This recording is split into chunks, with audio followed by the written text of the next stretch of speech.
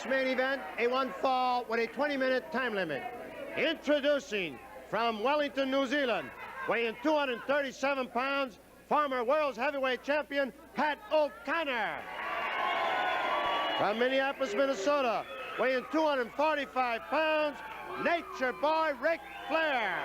Referee Charles Veneta.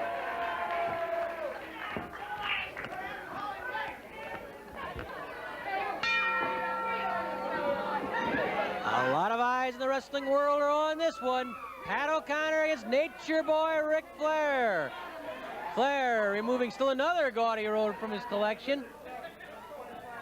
I'd like to see this guy's closets. He must have a dozen closets in his house. He's that made us for the robes. I just want to get the clothes that they have these clothing drives on. Yeah, we'd like to take what he gives away to Goodwill. You better believe it, Goodwill comes after me. Nature Boy Ric Flair against former world champion Pat O'Connor. O'Connor sidesteps Flair, and Flair is pushed to the ropes, and Pat O'Connor does a little strut for the Nature Boy. Well, Mr. O'Connor knows a thing or two about ring psychology, and if Flair thinks he can fluster O'Connor, well, he better give it another thought. O'Connor steps aside, arm drag by O'Connor. You gotta give Nature Boy Ric Flair credit, boy. Frying pan into the fire. A tough one today in Pat O'Connor. Missouri State champion Ted DiBiase coming up. Flair could really be on top of the world, or he'd be knocked right down that ladder several rungs. Pat O'Connor and then Missouri State champion Ted DiBiase. A best of three falls duel. The Missouri State title on the line, but more than that. And as valuable as the Missouri title is, there still is something that maybe means just a hair more, and the man who comes out on top when Flair and DiBiase are done may be the next logical contender for the World Heavyweight Championship belonging to Harley Race. Remember that Flair and Race went to a spectacular one-hour draw. They battered each other, and when the final bell sounded, it was Flair who had just scored with a suplex on Race. Each man had earlier taken a fall. Flair with a figure-4 leg lock, Race with an inside cradle. Flair tosses O'Connor to the ropes. Flying tackle levels Flair. Arm drag, and O'Connor looks sharp today. Flair gets that shoulder up. So when Flair and Race met, the match was a one-hour stalemate. When Race and DiBiase met, do you remember that one? A bizarre, controversial duel. Harley Race lost by disqualification, though, so Race kept the world title and gold belt. But what happened in the third fall of that match will long be remembered in St. Louis wrestling annals. The referee, Charles Veneta, was accidentally knocked out of the ring when DiBiase hit him with a flying tackle. While Veneta was down on the floor, Race intentionally threw DiBiase over the top rope. Veneta, who was trying to regain his bearings out on the floor, saw it happen.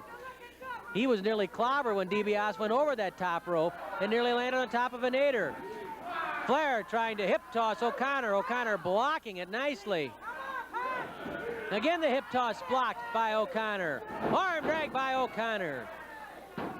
And back to that Race and DiBiase affair. While the referee was outside the ring, and after DiBiase had been pitched over the top rope, DiBiase got back into that ring. Race tried a suplex. DiBiase slipped away, scored with a back suplex, and referee Lee Warren, who had run down to ringside to aid Veneta, saw that Race's shoulders were down, and Warren counted 3 on the world champion. It looked to everybody as though Ted DiBiase was the new world champion.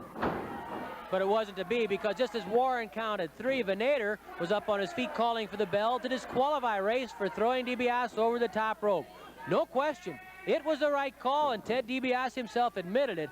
But what a bitter disappointment it was for DiBiase. He thought the gold belt was his, but it wasn't to be. Race still has that gold belt.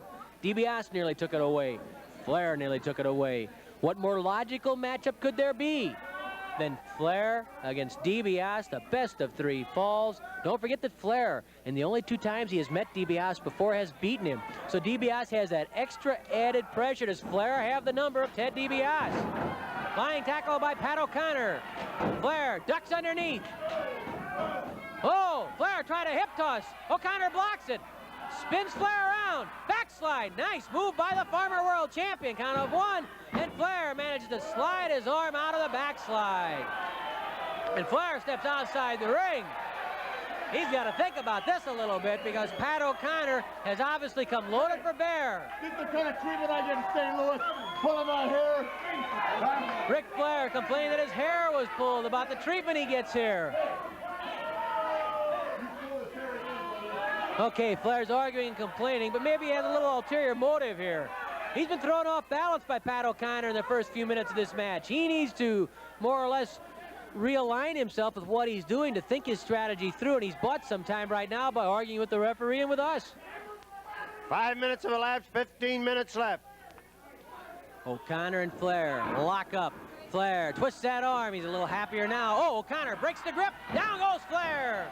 O'Connor with the arm bar on Flair, and Flair becoming angry at his inability to keep a hold on former world champion Pat O'Connor. O'Connor knows what it's all about. O'Connor knows everything there is to know about what happens inside that ring. Don't forget, he had the gold belt for 2 years, for 2+ years. He knows about the pressure of the big matches, and he'd like one more crack at the World Heavyweight Championship. Don't you think that if Pat O'Connor could knock off Nature Boy Ric Flair right here, that he would be in line for a crack at Harley Race and the gold belt? O'Connor knows it. He is primed. He is ready. Flying tackle. Oh, Flair catches O'Connor with an elbow smash. That one shook Pat O'Connor. Flair grabs O'Connor by the chin, lifting him to the air. A chop to the chest, trying to knock the wind out of Pat O'Connor. A knee lift right into the solar plexus, and then a front face lock by Nature Boy Ric Flair on Pat O'Connor. That forearm bone right against the jaw of O'Connor, perfectly applied by Nature Boy Ric Flair. He knows how to hurt people, believe me. The day he has to hurt O'Connor, and he still has Ted DiBiase to contend with too if he intends to get back at Harley Race. Flair's not without his supporters. Don't kid yourself about that. There are a lot of people who like Nature Boy Ric Flair, who cheer for him. And when Flair and Race were going at it hot and heavy, I think that crowd was about 50-50 as to who they were cheering for.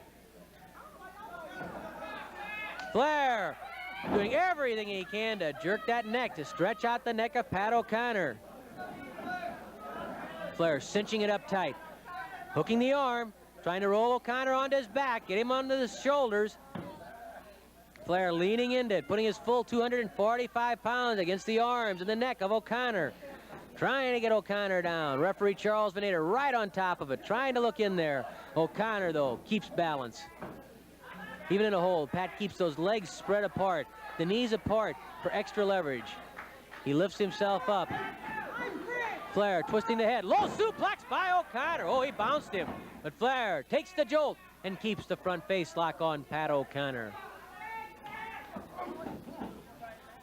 Flair twisting that head. Venator checking the throat. It's clear, and Flair yelling some abuse at O'Connor. You want to be a big man?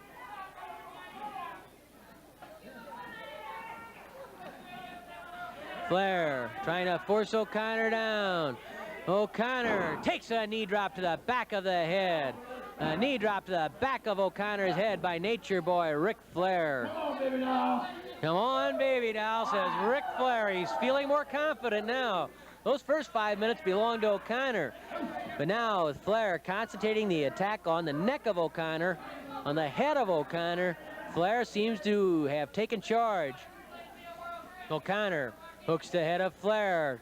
Maybe he can reverse the hold, come up with a front face lock of his own. Pat has a lot of strength in those forearms and biceps. Do you ever feel that guy's grip? Mickey, did you ever grab him by the arm? You know, he's been talking to him, just grab a guy's arm like you do sometime. Boy, he's like steel cables. Pat O'Connor has tremendous power in his grip. So Flair better be careful to keep the balance. The only thing I'm interested in is how his grip is on his wallet. That's the only thing I worry about being a waiter. You know what I mean, Larry? You're worried about Pat's grip on his... How is his grip on his wallet? Very good. Very good. He has a good grip on his wallet. He signed Sam Mutchick's name to all the checks. Oh, an elbow smash to the head by Flair, and then he hooks O'Connor with that front face lock again.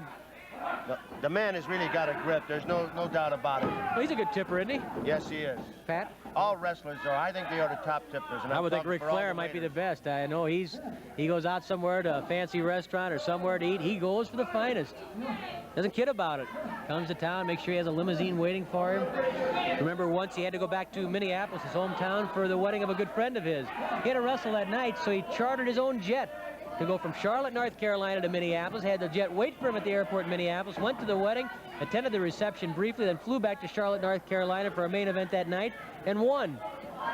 That's Ric Flair. He does it with style, my friends. That's what you call a classy guy. Forearm smash by Nature Boy Ric Flair. He pounds on Pat O'Connor. O'Connor pulled out to the center of the ring, and once more the front face lock. 10 minutes have expired, 10 minutes left. Flair keeps his shoulders up as O'Connor tried to cradle him, but just couldn't get that leg. O'Connor underneath again for that low suplex. O'Connor pulls his head out. The head is free. That low suplex finally did the job. O'Connor spins Flair, trying to go for that backslide. It nearly worked before. Flair struggling against it. He's finally forced down.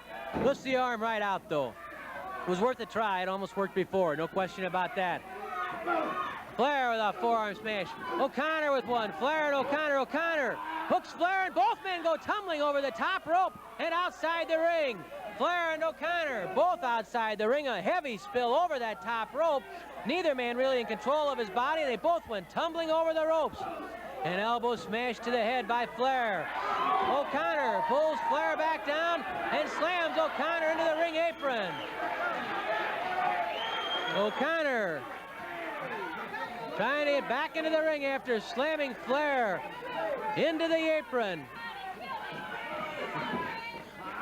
O'Connor reaches out for Flair, but it's Flair who grabs O'Connor, and Flair has O'Connor outside the ring and jams his knee into the steel ring post. Ric Flair jamming the knee of Pat O'Connor into the steel ring post. Flair ramming that knee into the post. Oh, Flair spotted an opening, and he's just like a shark going after blood. Flair punishing that leg around the ring post, and Pat O'Connor walked right into trouble there as Flair grabbed O'Connor and slammed that knee twice and then twisted it around the ring post. Flair punishing the leg of Pat O'Connor, spins it around the toe, going for the figure four leg lock. O'Connor breaks it, pulls that forward, try for a pin, but the legs of Flair are free, could not be cradled. Flair going for that leg again, trying to go for the injured leg of Pat O'Connor. O'Connor trying to keep his balance. O'Connor seeing a wound on Flair's forehead, begins to pound on the head of Flair. And Flair bleeding from an earlier wound that had been opened in a match. The head of Ric Flair opened up by Pat O'Connor. O'Connor pounding on the bloody head of Nature Boy Ric Flair. O'Connor's knee is hurt.